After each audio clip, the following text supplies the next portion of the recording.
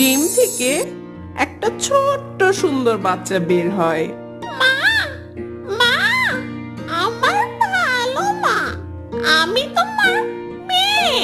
টুনি তখন খুশি হওয়ার পরিবর্তে মন খারাপ করে ফেললো আর বলল, সব কাজই উল্টো হয়ে গেল। আমি তো ছেলে বাচ্চা চেয়েছিলাম, কিন্তু এটা তো মেয়ে বের হলো।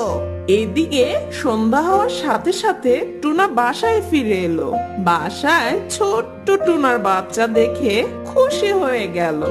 টুনা তখন বলল, আরে টুনি, আমাদের বাচ্চা ফুটেছে। তুমি আমাকে কিছুই জানাওনি কেন? আর তোমার মন এত খারাপ কেন? বাবা, বাবা, আমার ভালো বাবা, আমি তোমার ছোট্ট একটা মেয়ে। টুনি, মেয়ে হয়েছে বলে তোমার মন খারাপ? তো